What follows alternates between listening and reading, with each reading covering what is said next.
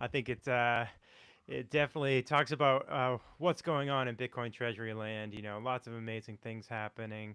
Um, you know, we we've always got lots to talk about when it comes to Bitcoin Treasuries. Strategy, Strive are doing big things. Um, Welcome back into the saddle, boys. We've got Even Quinton from the One Chair Pod joining us today. Um, what's making you guys bullish? I can go first. Everything right now. I think, yeah, the news of the day was the retirement of 1.5 billion in convertible debt, right, from Strategy, and a huge buy from Strive last week that was announced today, and it looks like it's continuing because SATA is still at par, and they're able to issue a lot again today, right? And looks like it will be going on like that all week. So a lot of things to be bullish about. For sure. What's the most bullish news for you this week, Eve? Is it Strive? Is it Strategy retiring more debt officially, or something else in Bitcoin Treasury land? Yeah, no, I think the story of SATA is quite impressive because, I mean, they've been sitting at par for quite some time, and I mean, they weren't even close to the ex-dividend date, and that's just kind of signaling the future of this digital credit, how they're going to be trading, right? Like obviously, STRC is still not trading at par, and it's probably the bigger one of both. I mean, it is the bigger one of both. So it would be great to see this one trading at par because we know that Strategy can accumulate a lot more Bitcoin than Strive can at any day. But the fact that SATA is sitting at par and they're able to accumulate this amount, it's yeah, mind-numbing because like when you think of the relative size and the fact that they were able to do with a preferred that is even like not as, or it shouldn't be as mature as STRC, right? STRC came way before SATA, and they're still able to in a sense outdo Strategy and Sailor. I'm still impressed by that. So yeah, for me that's just like a signal for what's to come in the future, I think. Me too. Me too. And we've talked a couple times on various podcasts together. And I was watching your guys' podcast that you released. Um, in the past day here, where you said, Strive just does have more kind of upside because of their scale. Because their scale, it's kind of like getting in on Strategy a couple of years earlier, as they built out their stack. And it's interesting because Strive got to like sit back and watch what Strategy did, and certainly they didn't enter this at rock bottom Bitcoin prices in the same way Strategy did. So Strategy always is going to have that first mover advantage. They're going to have scale advantage that allows them to do some unique things. But the upside on Strive is just really sky high with no debt. They're going to be moving to daily dividends. Yeah, I mean, do you guys see it the same way? I think an addendum to that is that Strive has made it really clear that digital credit really is the move, and there's going to be so many copycats. There's going to be people trying it at various stages of their Bitcoin treasury, and I'm curious to see, can we see other companies be this successful as Strive was? Because I think a lot of naysayers said, oh, no one's going to be able to do this but Sailor. But like you said, Strive has really hit their stride, so to speak. There's a lot of overlap in words here in Bitcoin Treasury land. But are other companies going to be able to copy what Strive's been able to do? I hope so. I hope we find out soon. I hope Metaplanet will will try to do it in the US, right? That would be the next big contender because they have a lot of Bitcoin. So from a scale perspective, they would be able to issue a pref. I think for Metaplanet, for sure, a Japanese pref would be successful just because it's in another market, in another fiat currency denomination. I don't know if other prefs in the US markets that are very similar to SATA and STRC, if there is a lot of room for them, but probably there will be because they all have a different risk profile, right? And they can offer higher yields or different structures. So yeah, those products are all a bit different, right? So I think there's still a market for it. Again, the addressable market is the fixed income market, and that is huge, right? We're talking trillions. So I think there's room for more, and I hope we find out soon. Absolutely. If you guys are watching on YouTube or X, make sure you leave some comments here. We're anxious to jump into the comments and see what you guys think. Any questions or comments, you can always send us an email at roundtable@bitcointreasuries.net. And again, I'm Tyler Rowe here with the Bitcoin Treasuries takeover with the One Chair Pod guys for both Quentin and X. So, I'm wondering your take on this, Eve. You know, obviously the upside on a percentage basis is just going to be higher for a company like Strive. Um, how high is that upside? Like, can anyone get close to strategy eventually, or is the runway just too short? I mean, that depends what you mean, right? So obviously in terms of Bitcoin holdings, I think there is no way of catching up to strategy. And I think that's basically written in stone. There must be some like really a bad event for strategy to happen, that they have to sell a bunch of Bitcoin, or basically the next company that gets close to them, they probably need to have a product that is orders of magnitude better than STRC, right? Because STRC and SATA are basically right now the two kind of like flagship products that are just above everything else. I don't think an operating company would be able to get close. Obviously, now we're thinking Max 7 potentially, if they start buying, but we've kind of put that out of the table, right? I mean, we also saw SpaceX come out last week with this IPO filing, basically saying that they have 18,000 Bitcoin out of the blue. So that it's quite a nice amount. I have to say, it's a great amount, but it's nowhere close where strategy is, and potentially, and probably no other company has something like this, right? I don't see any other company that goes publicly listed and they come and they're like, yeah, we have 800,000 Bitcoin. No way in hell, right? So that's one thing. So that's in terms of Bitcoin, right? But on the performance, right now, if you look at the price action, I think one thing that you can probably kind of take as a metric, or maybe is the performance of Metaplanet. What we saw over the last 2 years with Metaplanet, right? They started from scratch and they got to 40,000 Bitcoin, which is an incredible amount, right? And we saw the rise of Metaplanet last year, which was the craziest thing that you can think about, right? And they did that without having a proper product. So now look at Strive. I think they could have a similar rise as Metaplanet did last year, but they have a product, so potentially they can do something even better than Metaplanet did last year. But these are just like obviously speculation on my side, but that's how I see Strive right now. Yeah, totally. It's really fun to watch, and yeah, I mean that's one thing I talked about today on my cup of coffee, where I break down the Bitcoin buys from strategy, and I covered Strive, and I'd love to see them surpass surpass SpaceX before they go public. That's going to happen. It looks like in the next month.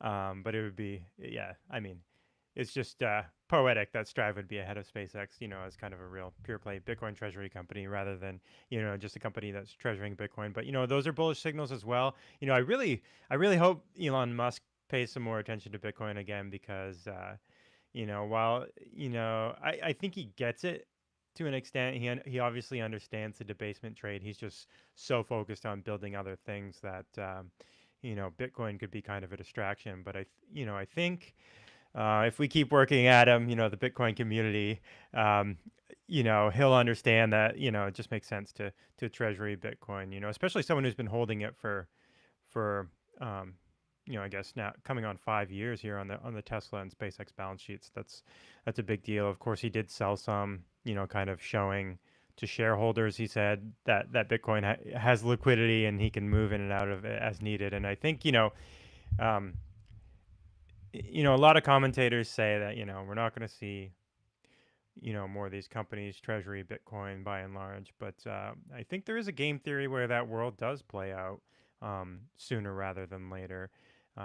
Even if you've got large capex, there's a real there's a real case to be made that to treasury some Bitcoin rather than some U.S. treasuries just makes sense for a company that's not completely burning through its cash. So, will be fun to see. Yeah, just looking at the leaderboard, man, this the top 12 companies now are over 11,500 Bitcoin. I'll share this up on the screen for everybody watching at home. But we've got 12 companies over 11,500 Bitcoin. This looks a lot different than it did just 6 to 12 months ago. We've got so many more companies. We've got, household names really now moving into the 20s. Of course, Capital B, Orange, who've been persistently buying. That's a lot of Bitcoin. There's now 48 public Bitcoin companies with at least 1,000 Bitcoin on the balance sheet. Looking over at the private companies that we track, of course, SpaceX will be leaving this list soon to move to the public company rankings. You've got Tether there, of course, Block.one. I'm sure there's many other private companies that we are unaware of that hold a lot of Bitcoin on the balance sheet. But yeah, looking at this list, did you guys think we'd be here in a bear market? Do you think we'd get to the depths where we've got 1.3 million Bitcoin held by public companies? Are you as surprised as I am? Yeah, I'm surprised, and it shows, however, also that we have a lot more contenders now for a pref, right? Because a lot more qualified than a year ago. But with I don't know where the border is right now, but probably around 10,000 Bitcoin, 10,000 plus. You could it would start to make sense to issue a pref. So there's more and more companies getting into that range, right? So that's why it might get interesting here over the next few years. And yeah, I think the accumulation is it's especially impressive for strategy and Strive right now, because we're also seeing that the others have a bit more difficulties accumulating more, right? At least not at the scale that Strive and strategy are working at right now. But it's nice to see accumulation across the board for sure. Definitely. I'm looking to the chat here over on YouTube. Saying Deepstar, the one chair number one fan, always loves to see you guys. He says, do you think they should let SATA and Stretch run up higher than $100 if demand is there? Right now, both companies make it clear to the market the price is capped at $100, which, yeah, I'll throw that over to you, Yves. What are your thoughts on that? Yeah, I don't think they should. I mean, it's supposed to be a stable product, and I think if they can accumulate as much as they can, because at the end of the day, they're buying Bitcoin on the other hand, right? So when they do that, obviously they also have more assets on the balance sheet, so that also kind of delevers a little bit, and that allows them to keep going with the amplification. And I mean, obviously at these prices of Bitcoin, if I could buy as much as I can, then I would, right? Potentially, if you start thinking that you're on top of a cycle, then potentially you might start to think, okay, whether it makes sense to do that or not. But I mean, these companies are not going to be thinking in terms of tops of bottoms. I mean, Saylor has come out straight, and the Matt Cole and the rest of the team, they're also laser focused on accumulating as much Bitcoin as they can. They don't care much about the price, as far as I understand. So yeah, I wouldn't let it run either. I mean, you need to put yourself in their position, right? I'm a Bitcoin maxi. If I could buy Bitcoin all day long, I would do it gladly. So yeah, but yeah, those are my 2 cents on that one. I think it will be interesting to see how it evolves, especially for Strive now that they do have a high amplification, right? They have the highest amplification currently, close to 50% already, right? And SATA obviously being very successful. And if they continue to issue SATA and they don't want to increase the amplification too much, it means that they have to issue common stock as well at the same time. And we saw it last week, right? They issued 50 million in SATA and 34 million in common stock as well. So they are trying to also deleverage a bit if they can, right? And I don't know if SATA were to be too successful over the next few months, what would happen, right? Would they have to do emergency dividend rate cuts, or would they make it run, let it run and not issue more, or yeah, do they have the capacity is there enough liquidity in the common stock to not have a too high amplification at the end? So I don't know. Yeah, those are interesting points. I don't know. I guess like I think the situation where they give it some strong consideration is if SATA and Stretch keep performing like they're doing in a bull market. Bitcoin's price is running, and then the demand is still just wildly there for Stretch and SATA. Um, you know, I think you raise a good point because in that environment, Quentin, the common stock should be running, right? The volume should be there. So yeah, it does make sense that they can delever by issuing more of the common stock.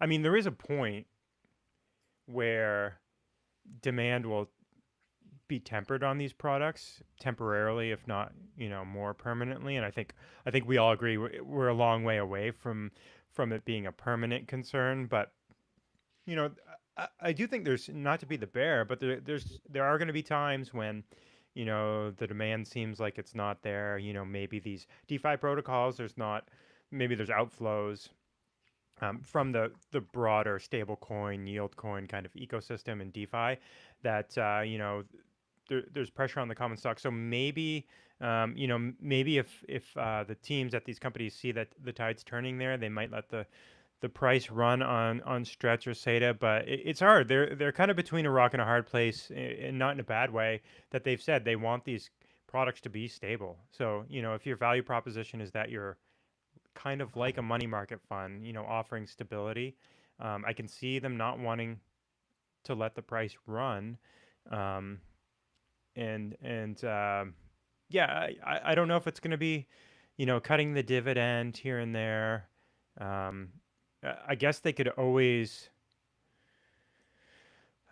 yeah, they could always cut the dividends and then buy back some of the pref if on the other side of things, the price gets hurt to the downside rather than increasing the dividend. I was talking with Matthew Mazinskis on my podcast. He does really cool stuff, and I'll bring up some of his charts later on the power curve. And I guess less. He doesn't pay his attention as much to the Bitcoin Treasury um, environment as we do, certainly. But yeah, yeah, it'll be interesting to see, if that demand can stay there. Um, SandeepStar says, "Why do you think they didn't sell a little high basis Bitcoin to fund this as telegraphed in the earnings call?" Um, I still think they're going to, SandeepStar. Quentin, do why do you think there's been a delay? Is that strategic on Saylor and Fong's part?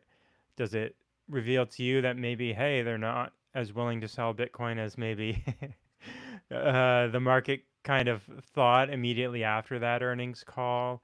Or do you think there's just maybe a better time for that to happen? Yeah, that's a good question. I don't know. I was a bit surprised that the bonds were repaid with the cash, right, and no Bitcoin sales at all, as announced today. So I don't know. It seemed pretty clear from the earnings call, but also from the Q&As that we've had last week on strategy that they really consider selling Bitcoin and that they will do it just to what was Saylor's wording, not to inoculate the market. And yeah, just get it over with, right, and sell some Bitcoin. But probably they think that the price is too low right now, and that's why they're not selling. But difficult to say. And I wonder what they will do with the cash reserve, by the way, because it's quite low right now, and I think they will need to increase it again if their main target is really to de-risk the prefs, to have also a story to tell to regulators and the S&P to get better ratings or to get into the S&P 500 at one point. They will probably also have to refill the cash reserve because what is it now? They're down to 6 months of dividend coverage with the sales of this week. So yeah. Yeah, it's the lowest it's been for a while. Yeah, it'd be interesting. The strategies finally got some more fun things to do than just sit around, smash buy Bitcoin. There's a lot more levers to pull, and a little bit more care, I'd say they have to take in managing that leveraged position, that amplification ratio. And I think we're going to see the amplification run over the long term. I think it's going to trend upward for several years, over the next 5 to 10 years, and until they find what that ratio is. I think, yeah, you raised a good point about them, showing their credit worthiness to some of those rating agencies and indices that rely on, adding a passive bid to MSTR's common stock and preferred equities. So yeah, it'll be really, really interesting to monitor. Sandeep Star in the comments is saying he's wondering if there's an advantage to being less predictable for hedge funds that are trading in and out, for a penny. Yeah, I mean, that's an interesting point about being unpredictable with SATA. Again, the urge to just raise capital as soon as it crosses that $100 barrier has to be absolutely astronomical for strategy on STRC. I'm sure I'm sure some of their APs and the guys managing these trades are trading sub penny. So that if it rises even over, you can't see it on our ticker, but if the demand is there at 100, they're making a little bit of market maker spread there. And we were talking with the guys from Apex who were saying that, yeah, strategy is being really holding the line at $100, but as soon as there's any interest to cross over, they're hammering the STRC ATM. And yeah, that makes you just show how irresistible it is to not you have to raise money when the capital is flowing in the door, at least at this point. And yeah, maybe that changes. I think, Sandeep, to answer your question a little bit more broadly, on if Strife or Strike go above 100, they're not as married to the peg there, even though they can ATM those preferred offerings. They can ATM them at different price points. I do see strategy maybe being a little bit more willing, especially on Strike, to let that one run above $100, especially if they can raise more money on stretch. But it'll be interesting to see. I can't wait to see how Strike performs in the next Bitcoin bull market. Yeah.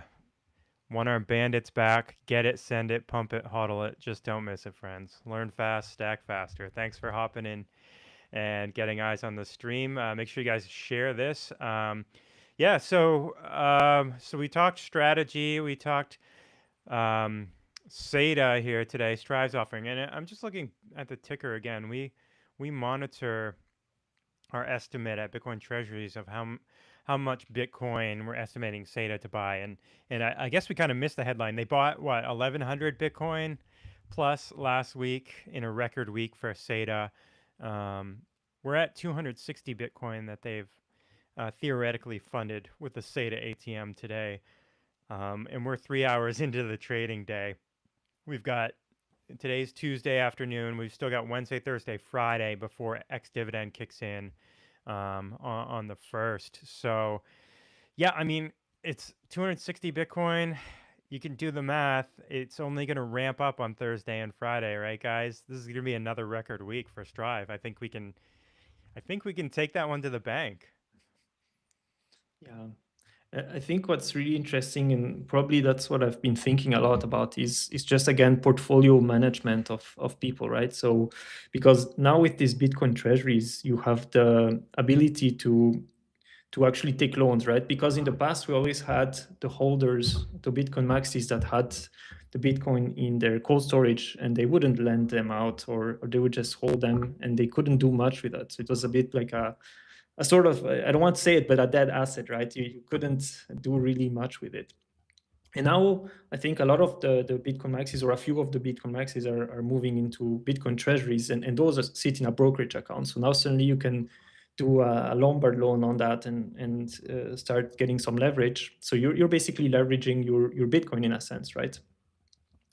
And with that, you can actually, if you start thinking now of STRC and SATA, is when you leverage, you take these ones and you're doing the carry trade, right? So suddenly if all of these maxis that are now sitting on Bitcoin treasuries on the brokerage account start doing this, then you're amplifying, everybody's amplifying the Bitcoin, right? So there's a lot more demand for, in a sense, for Bitcoin, because you have your shares in your Bitcoin treasuries, and then you're leveraging on SATA or STRC on top, and just cashing in the difference between the interest on the loan and what you're getting as a dividend. So this is something that I've been thinking a lot about, because it's obviously highly retail that's just doing this. So potentially there's a lot of Bitcoin maxis that are actually amplifying their Bitcoin in that way. And I think that's just super interesting, because now that creates a lot more demand for Bitcoin overall, right? So that's something I'm looking at right now. Yeah, those are good points, and it just all of those trades, as you're saying, they keep the liquidity within the Bitcoin ecosystem, right? And that's what's fundamentally different now from prior cycles. And when we also talked in our last episode about going out on the risk curve, right? And diversifying away from Bitcoin in previous cycles, going into altcoins. And this is not necessary anymore. You can go out the risk curve by investing in Bitcoin treasury companies, and they turn around and buy Bitcoin with the shares that you bought, or the digital credit that you bought, right? So it's really keeping a lot more funds in Bitcoin, and this should also be a differentiator, I guess, in the future, and make Bitcoin even stronger, also compared to other cryptocurrencies, right? Yeah, totally.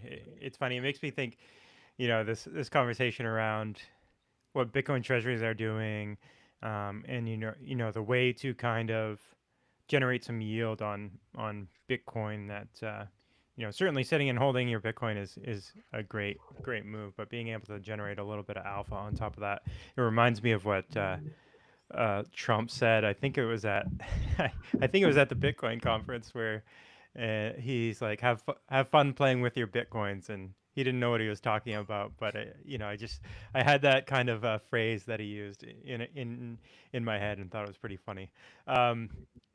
Oh, that being said, how do you think the Trump administration has been, from your view in Europe? Eve or Quentin, whoever wants to jump in. Has it been good overall for Bitcoin? We've gotten some regulation. Some other Bitcoiners are saying, the shit coining around that meme coining, particularly that Trump's been doing, has kind of tarnished some of the Bitcoin brand, and that we're at a real risk of a new administration kind of changing course. What are your thoughts across the Atlantic on Trump's influence on Bitcoin? I think, I mean, overall, I think it's still, overall, it's positive. Obviously, not everything is great, and I think they could do more. But then again, at the end of the day, like Bitcoin is a priority for us, right? But potentially for them, it's not. So that's why they haven't done as much.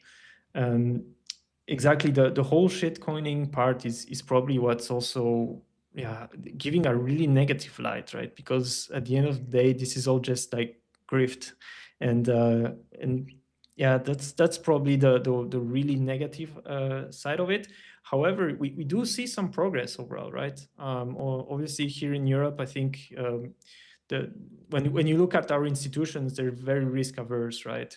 Again, coming back to what happened in Switzerland, the exchanges here didn't even approve a Bitcoin treasury because they didn't meet all the requirements, and usually they would have done or given up exceptions. But because of what happened recently with the Credit Suisse plunge, like everybody is risk averse, and so there's not much happening here. So obviously, when you compare both, I think in the US you guys have it much better on that front. But otherwise, I don't have much more. I don't know, Quentin, if you want to add to that.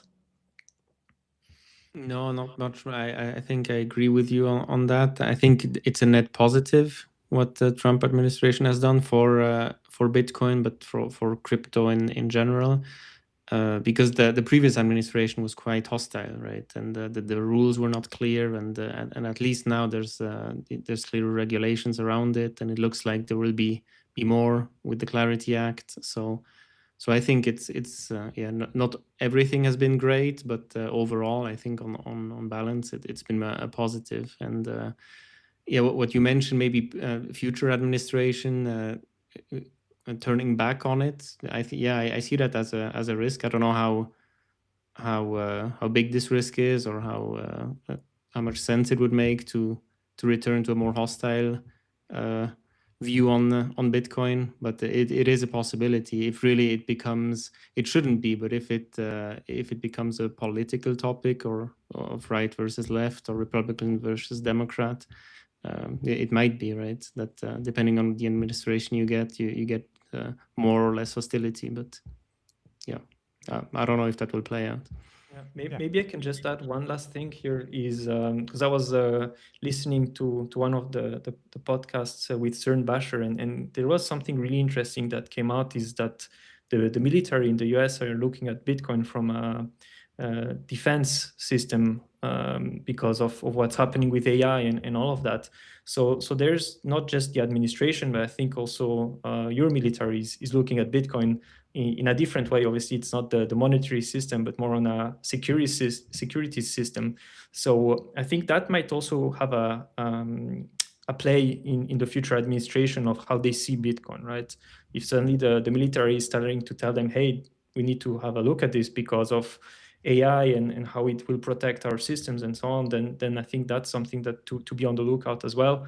Obviously, it's very it's like I think a bit of a nascent narrative, but that might also impact, right? And yeah, would be curious to know more what the military is doing with Bitcoin right now.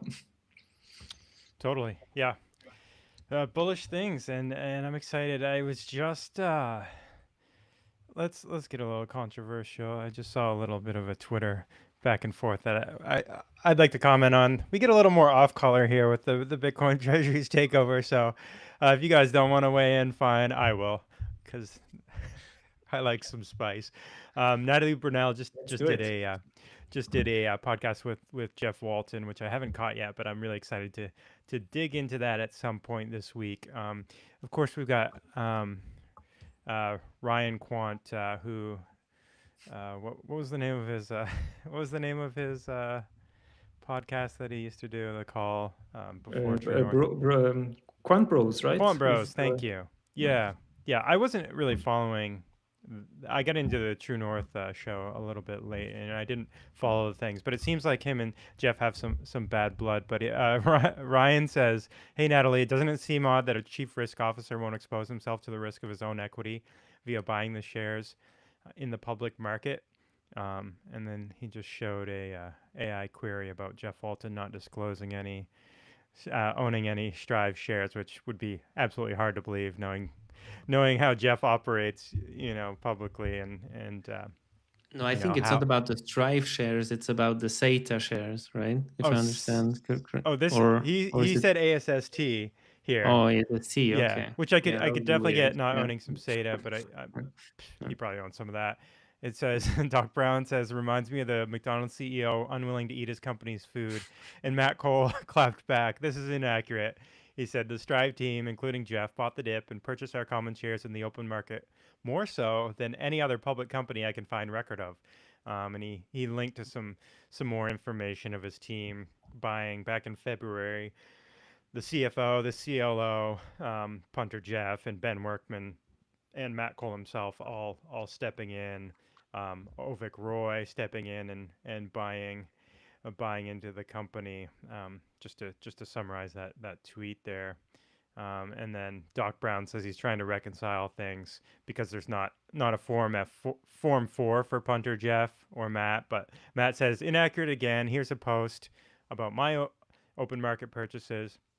He says there's also Form 4 filings regarding my purchases, which are easy to find on the SEC website.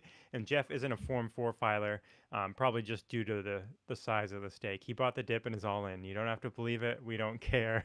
So that was just, it's funny to see some of these things. And it must be hard being in Bitcoin, being in Bitcoin treasuries, not to get baited into some of these, I guess, arguments on Twitter, because it's when you're a public figure, even as a podcaster, like you can't I have a small audience compared to, really large podcasters, but, you just got to ignore the comments, rise above, and not let the petty squabbles be there. But, I can't blame Matt at all for jumping in and kind of setting the record straight. The team at Strive, if anything, I wouldn't be doubting their conviction. They seem really aligned on their vision, and it's that I think that's one of the most refreshing things from all these Bitcoin treasury companies is the teams behind them really believe what they're doing, and for that they take some criticism from more like mainstream observers. But what do you think about the team that Strive put together? It is a real kind of diverse crew with different roots. Eve, I'll get your take on that. Are you bullish on the team at Strive? Yeah, absolutely. I mean, these guys know how to execute, obviously. Maybe just coming back briefly on the comments that you showed earlier, and I think that's one of the. I don't know if you also heard the spaces on X about MSTR and versus ASST that was hosted by Dan Hillary. That was a pretty good one, and yeah, there was it felt like because right now there's a few, like, it's a bit tribal, right? So obviously there's the Bitcoin maxis that are against Bitcoin treasuries, and then you have the MSTR maxis that are now against the other Bitcoin treasuries. I haven't seen any Strive maxis, to be fair, but there is They're coming. Tribalism. Yeah, they will come eventually. I mean, there's probably going to be Metaplamet maxis, and everybody's going to have, like, the same way that in crypto you had ETH and Solana and whatnot, and now my coin's better than yours, and it's going to be the same. It's going to be my company's better than yours, and for whatever reason. So that's going to be interesting to see the development of this. But yeah, coming back to your question, yeah, I'm absolutely bullish on Strive's management team. I mean, it's a stellar team. You have some really bright people, and I mean, one person again for me that stands out, and I've posted a couple of times about this is Jeff Walton, right? Because I've been following him for a while, and he's a very eloquent speaker. But I feel like he's getting better, and typically, like the last Bankless podcast that he did just stunned me. Like the way that he framed it, it feels like he's maybe listening way too much to Saylor on his free time, but it's definitely rubbing on him. And yeah, the way that he framed everything, I was like, oh, okay, that's really nice. And again, his background in insurance and reinsurance, you can see really helps that. I mean, the way that he frames, I mean, I've learned more from him about reinsurance than I have in the past, and my brother works in reinsurance, so that's just telling, right? So definitely, obviously there's other bright minds. I mean, we had Ovik on the pod as well, like. Really, like when you can feel like people when there's like the way that they explain complex things so simply, I think always makes such a huge difference, and you can see how their brain kind of functions, and I think they just have so many bright people in there. So obviously it's a group that is in. If you go back to the ASST versus MSTR, it's basically like having, like, on one hand, like a roster with Saylor, Fong Li, and Andrew Kang, and then on the other hand you have like a bunch of really good players, but obviously like still stellar is Saylor, right? So it's like yeah, it's going to be interesting to see how that develops as well, and how the team also develops, as mentioned with Jeff. You can definitely see it, at least in my opinion. Yeah, I didn't catch that chat with Dan Hillary talking about Strive and MSTR. Can you catch me up? Can you give me like the 30-second overview on his what were your takeaways?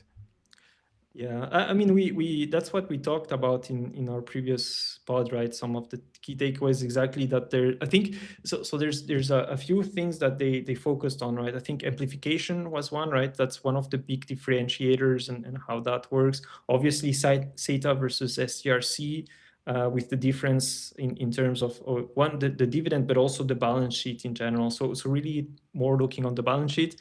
Interestingly enough, there was this this guy Ryan, I think is his name.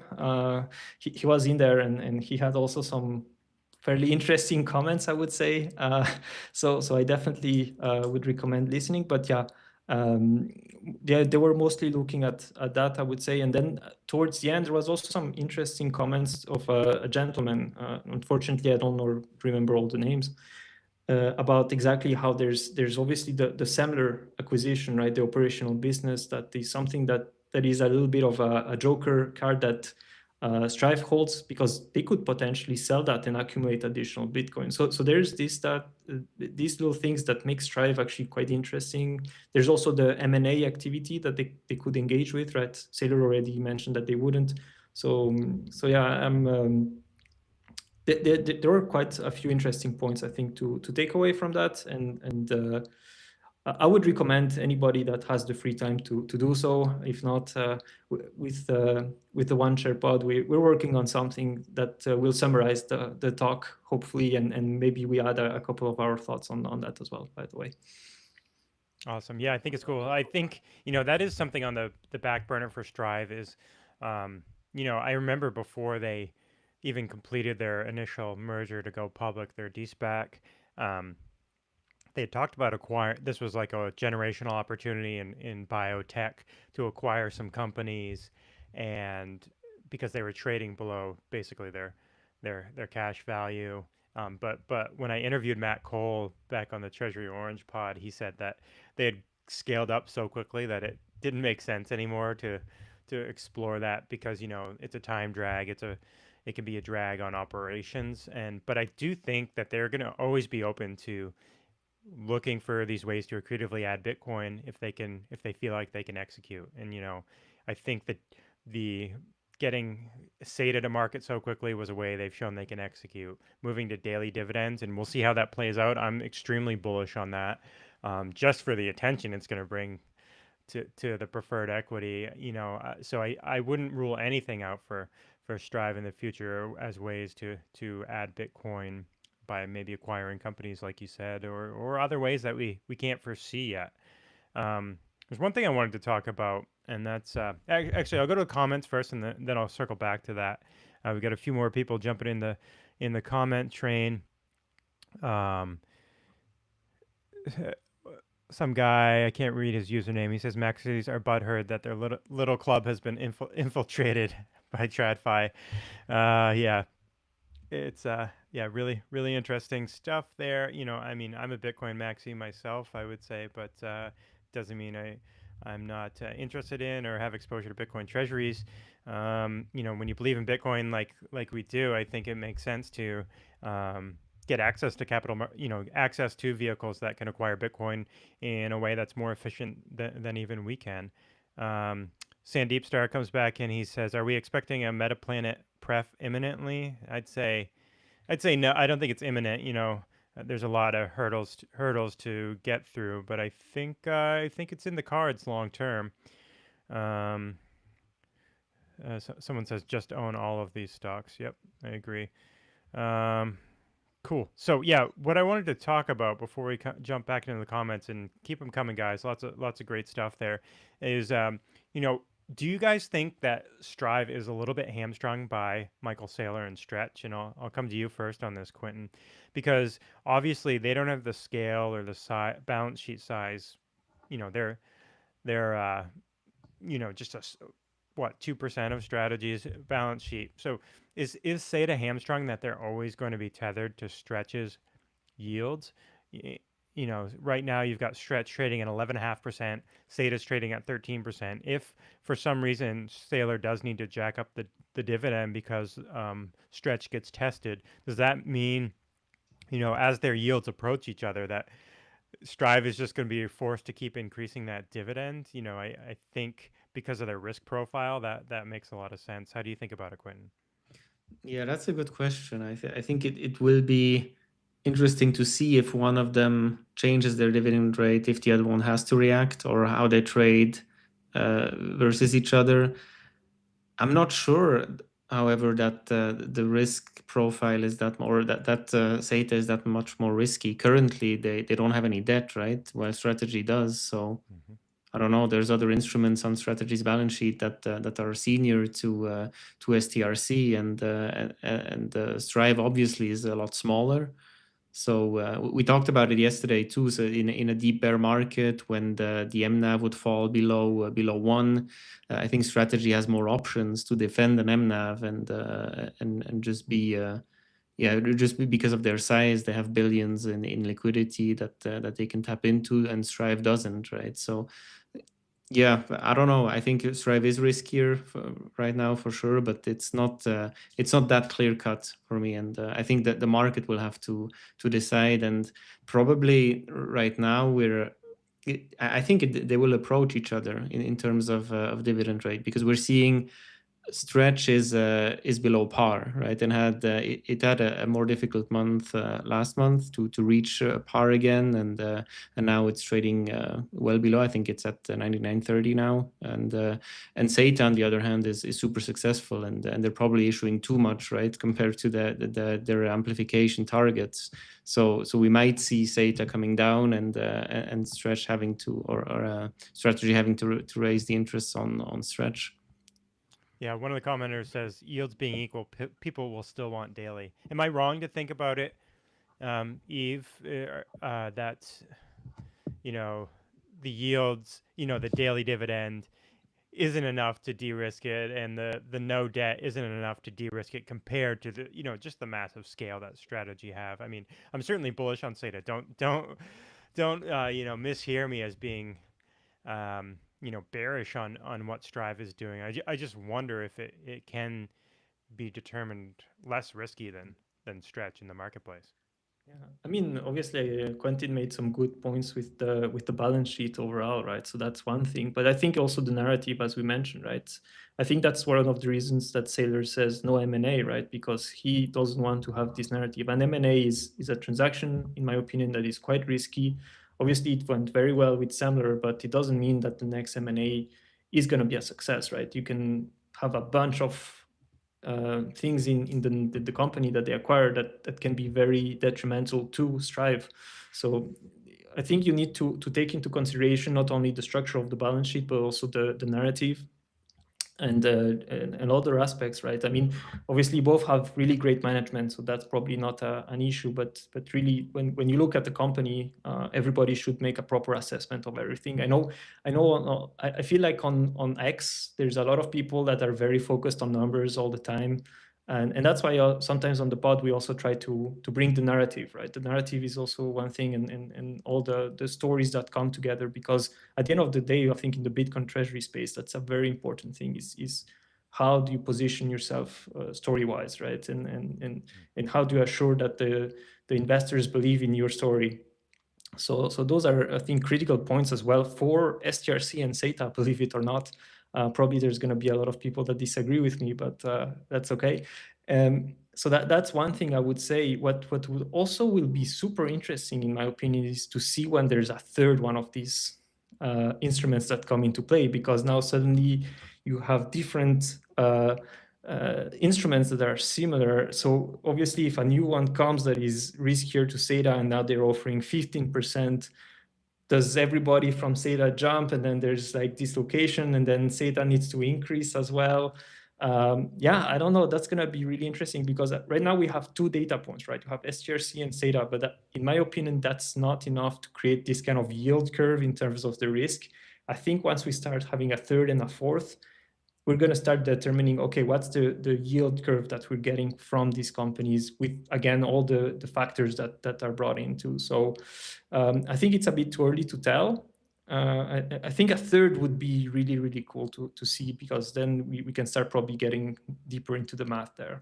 Yeah, I think you're right. And, it's kind of like Strategy tried to build out this yield curve with all the preferreds. And certainly, I mean, Strife, Strike, those are still decent sized products, billion-dollar products, but still pale in comparison, I guess, to the larger addressable market. And it's interesting that I think we're going to see, you kind of made me think of this, those second, third, fourth X companies are going to build that yield curve that Saylor was trying to build with his own preferred stack. So that'll be interesting to watch. It'll be interesting to see if anyone comes up with new and creative things to do there.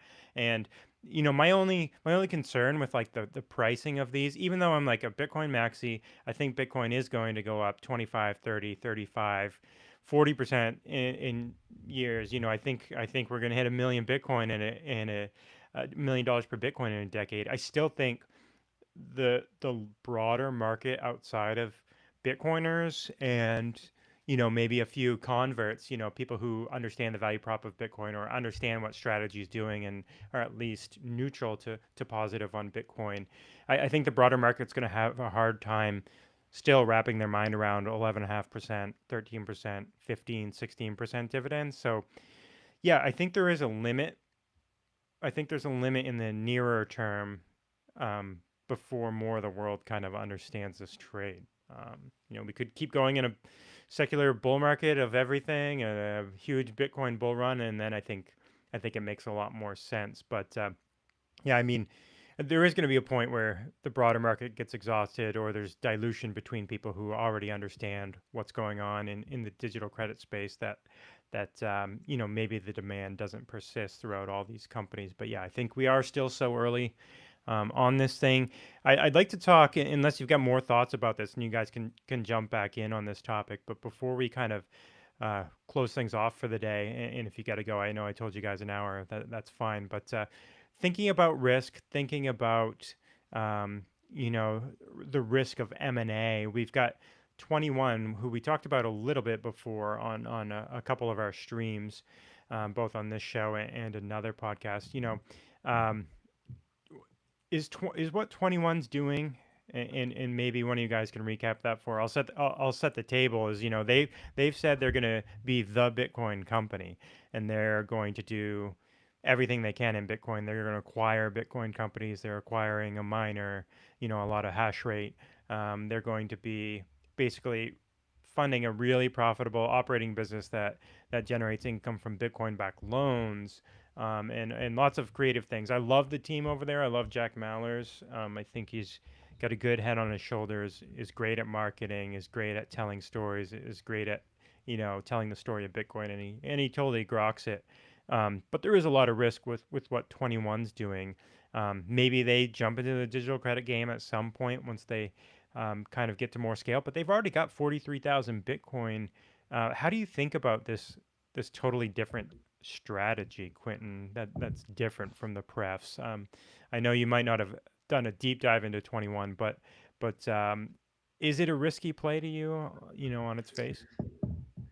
So I have, to be honest, I don't know a lot about 21. I have done zero research on it. I have some podcasts that are on my list. I know that I need to listen to Jack Moller a bit more, and but I don't want to say anything about 21 because I just simply know I don't know enough about what's going on there. But I just, if you allow me, one thing on Strive.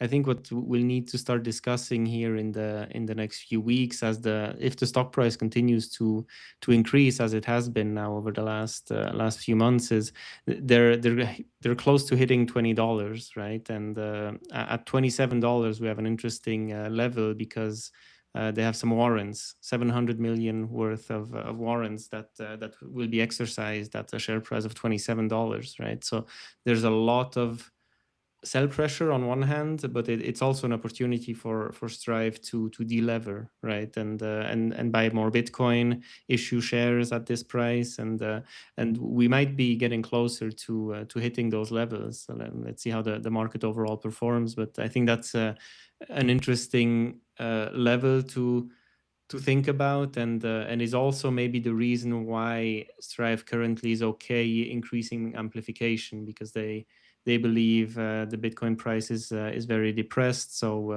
it has more room to continue to go up, and they know that they will have to issue a lot of shares at a level of $27, right? So they know a deleveraging is coming in the future. Yeah, that's a great point. And when I forget to talk about. So those warrants expire on October 11th. I mean, if they haven't been exercised, you said it's at $27, right? Yeah. So if they haven't exercised by October 11th, man, it's like, uh, on the one hand, if the price hasn't broken through there, and which I think it's going to, but those warrant holders are going to be kind of feeling kind of crappy. They held the warrants for a year and they didn't get a chance. I think in a lot of these cases in traditional finance, we see a company, if the warrant period expires, they do go back and kind of re-up those for another year, for another time period. So it'll be interesting to see if Strive and the team do go that route. The scale is to the point where it's getting large enough that won't hurt as much on the dilution front. And I think I remember seeing a list of the shareholders. Don't quote me on this, and I'm not going to name them individually, but it's out there in filings if you guys want to see it. But I think the shareholders are really aligned. There's some people who are really closely related to Strive. They really, there are some funds and hedge funds that are probably looking to flip